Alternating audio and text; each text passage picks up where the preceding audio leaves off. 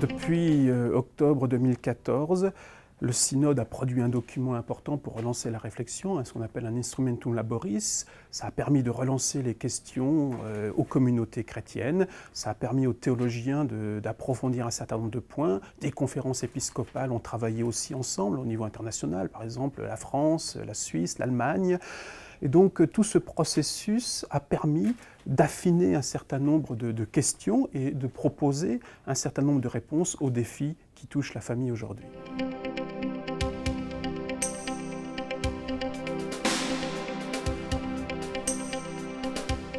Le pape a voulu un synode en 2 temps parce que les enjeux sont tellement importants qu'il fallait du temps pour réfléchir.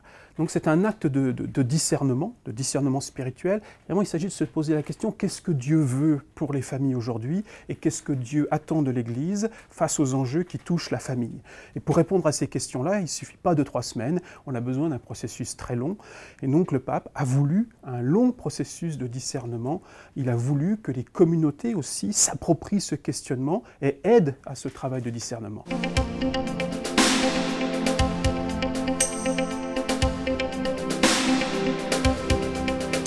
La méthode a marché puisque les communautés se sont vraiment appropriées l'instrumentum laboris. Il y a des tas de paroisses qui se sont mises en route pour créer des groupes, pour réfléchir sur la manière dont on laissait une place aux personnes homosexuelles, la manière dont on laissait une place aux divorcés remariés, dans l'animation de la communauté, et sur des tas d'autres questions. Donc les communautés ont vraiment répondu à l'appel. Des tas de questionnaires ont été remplis et remontés aux conférences épiscopales, et aujourd'hui on voit bien l'attention qui est portée sur les travaux du synode. Voilà, l'Église n'est pas indifférente, les communautés, les chrétiens ne sont pas indifférents à ce qui va se dire. Donc on voit bien qu'il y a un travail de sensibilisation et d'appropriation des enjeux du synode, voilà, qui montre que la méthode mise en œuvre, voilà, porte ses fruits.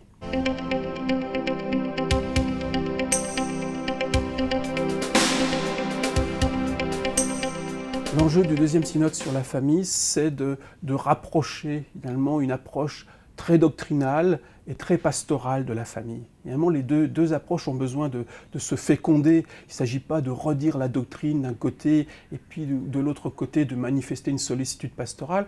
Il faut essayer de comprendre comment les 2 dimensions s'articulent, donc comment la réalité des familles aujourd'hui amène à revisiter la doctrine, mais aussi comment la doctrine, qui est d'abord une bonne nouvelle, qui est une bonne nouvelle de miséricorde pour le monde, comment cette doctrine peut trouver une incarnation à travers des propositions très concrètes, avec un soutien concret des familles, y compris dans les difficultés qu'elles traversent. Là-dessus, on n'a pas fini de discuter, et donc chacun est invité à participer à ce débat, et il y a des espaces sur nos sites qui seront faits pour ça.